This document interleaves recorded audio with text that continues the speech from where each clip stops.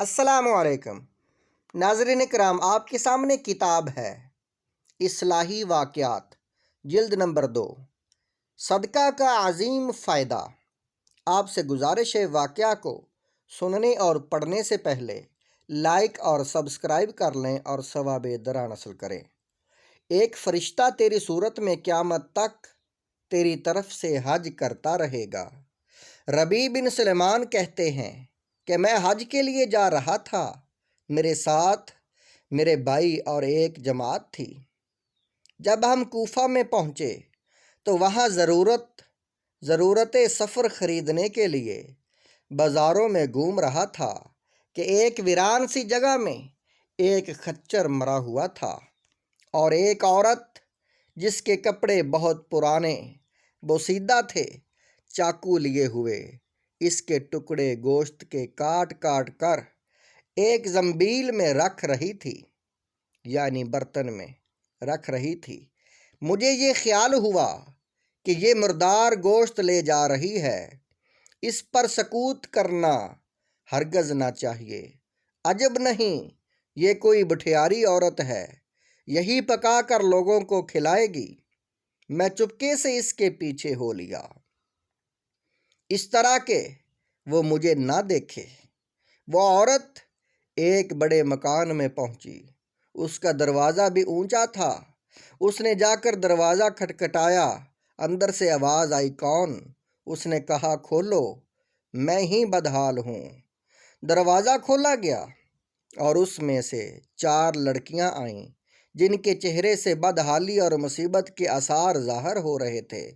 وہ عورت اندر آ گئی اور وہ زنبیل اس لڑکیوں کے سامنے رکھ دی۔ میں کواڑوں کے درزوں سے جھانک رہا تھا،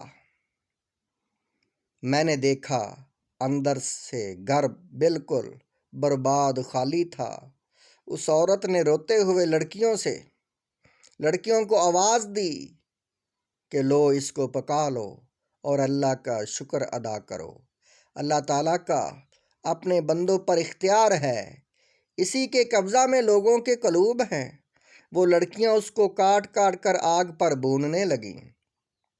مجھے بہت ضیق ہوئی، میں نے باہر سے آواز دی، اے اللہ کی بندی، اللہ کے واسطے اس کو نہ کھا۔ وہ کہنے لگی، تو کون ہے؟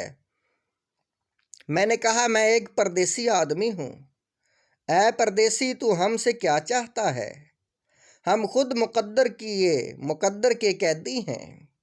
3 سال سے ہمارا نہ کوئی معین نہ مددگار، تو ہم سے کیا چاہتا ہے؟ میں نے کہا، مجوسیوں کے ایک فرقہ کے سوا مردار کا کھانا کسی مذہب میں جائز نہیں۔ وہ کہنے لگی، ہم خاندان نبوت کے شریف سید ہیں۔ ان لڑکیوں کا باپ بڑا شریف تھا، وہ اپنے ہی جیسوں سے ان کا نکاح کرنا چاہتا تھا۔ اس کی نوبت نہ آئی، اس کا انتقال ہو گیا۔ جو ترکہ اس نے چھوڑا تھا وہ ختم ہو گیا۔ ہمیں معلوم ہے کہ مردار کھانا جائز نہیں، لیکن اضطرار میں جائز ہو جاتا ہے۔ ہمارا 4 دن کا فاقہ ہے۔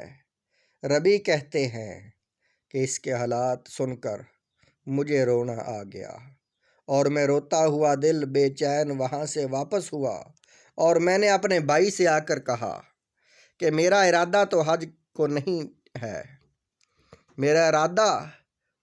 کو نہیں رہا۔ اس نے مجھے بہت سمجھایا، حج کے فضائل بتائے کہ حاجی ایسی حالت میں لوٹتا ہے کہ اس پر کوئی گناہ نہیں رہتا، وغیرہ وغیرہ۔ میں نے کہا، لمبی چوڑی باتیں نہ کرو۔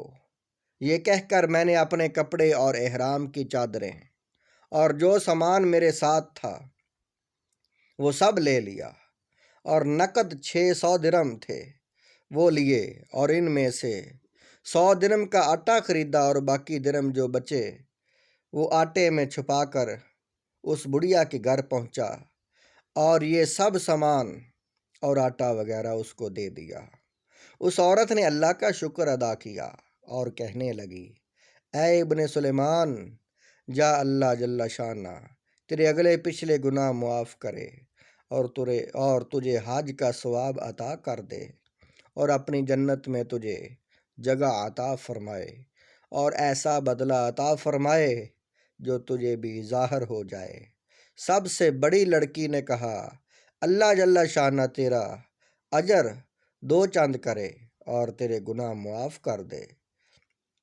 دوسری نے کہا اللہ جل شانہ تجھے اس سے بہت زیادہ عطا فرمائے جتنا تو نے ہمیں دیا۔ تیسری نے کہا حق تعالی شانہ ہمارے دادے کے ساتھ تیرا حشر کرے۔ چوتھی نے جو سب سے چھوٹی تھی کہا اے اللہ جس نے ہم پر احسان کیا تو اس کا نعم البدل اس کو جلدی عطا فرما کر اس کے اگلے پچھلے گناہ معاف کر۔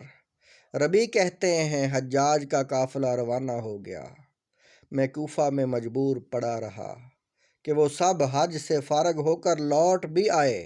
مجھے خیال ہوا کہ ان حجاج کا استقبال کروں، ان سے اپنے لیے دعا کراؤں، کسی کی مقبول دعا مجھے بھی لگ جائے۔ جب حجاج کا ایک قافلہ میری آنکھوں کے سامنے آ گیا تو مجھے اپنے حج محرومی پر بہت افسوس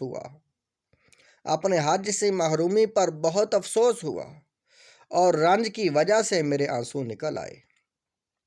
جب میں ان سے ملا تو میں نے کہا اللہ جل شانہ تمہارا حج قبول کرے اور تمہارے اخراجات کا بدلہ عطا فرمائے۔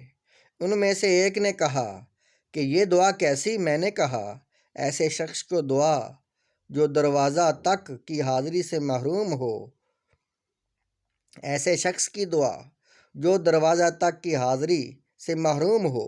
وہ کہنے لگے بڑے تعجب کی بات ہے، اب تو وہاں جانے سے انکار کرتا ہے؟ تو ہمارے ساتھ عرفات کے میدان میں نہیں تھا؟ تو نے ہمارے ساتھ رمی جمرات نہیں کی؟ تو نے ہمارے ساتھ طواف نہیں کیا؟ میں اپنے دل میں سوچنے لگا کہ یہ اللہ کا لطف ہے۔ اتنے میں خود میرے شہر کے حامیوں کا قافلہ آ گیا۔ میں نے کہا حق تعالیٰ تمہاری سعی مشکور فرمائے، تمہارا حج قبول فرمائے۔ وہ بھی یہی کہنے لگے کہ تو ہمارے ساتھ عرفات پر نہیں تھا یا رمی جمرات نہیں کی، اب انکار کرتا ہے۔ ان میں سے ایک شخص آگے بڑھا اور کہنے لگا کہ بھائی اب انکار کیوں کرتے ہو؟ کیا بات ہے؟ آخر تم ہمارے ساتھ مکہ میں نہیں تھے یا مدینہ میں نہیں تھے جب ہم قبر اطہر کی زیارت کر کے باب جبرائیل سے باہر کو آ رہے تھے؟ اس وقت ازدحام کی کثرت کی وجہ سے تم نے یہ تھیلی میرے پاس امانت رکھوائی تھی جس کی مہر پر لکھا ہوا تھا من عاملنا ربح، جو ہم سے معاملہ کرتا ہے نفع کماتا ہے۔ یہ تمہاری تھیلی واپس ہے۔ ربی کہتے ہیں کہ وہ اللہ میں نے اس تھیلی کو کبھی اس سے پہلے دیکھا بھی نہیں تھا۔ واللہ میں نے اس تھیلی کو کبھی اس سے پہلے دیکھا بھی نہ تھا۔ اس کو لے کر گھر واپس آیا، عشاء کی نماز پڑھی، اپنا وظیفہ پورا کر لیا، اسی سوچ میں جاگتا رہا آخر یہ قصہ کیا ہے۔ اس میں میری آنکھ لگ گئی تو میں نے حضور اقدس صلی اللہ علیہ وسلم کو خواب میں زیارت کی۔ میں نے حضور اقدس صلی اللہ علیہ وسلم کو سلام کیا اور ہاتھ چومے۔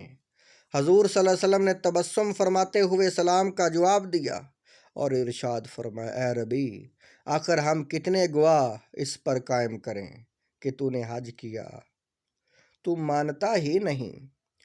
سن بات یہ ہے کہ جب تو نے اس عورت پر جو میری اولاد تھی صدقہ کیا اور اپنا زاد راہ اثار کر کے اپنا حج ملتوی کر دیا تو میں نے اللہ تعالیٰ سے دعا کی کہ وہ اس کا نعم البدل تجھے عطا فرمائے۔ تو حق تعالیٰ شانہ نے ایک فرشتہ تیری صورت بنا کر اس کو حکم فرما دیا کہ وہ قیامت تک ہر سال تیری طرف سے حج کرے، اور دنیا میں تجھے یہ عوض دیا کہ 600 درہم کے بدلے 600 دینار اشرفیاں عطا کی۔ تو اپنی آنکھ کو ٹھنڈی رکھ۔ پھر حضور صلی اللہ علیہ وسلم نے بھی یہی ارشاد فرمایا من عاملنا ربحار۔ ربی کہتے ہیں جب میں سو کر اٹھا تو اس تھیلی کو کھولا، اس میں 600 اشرفیاں تھیں۔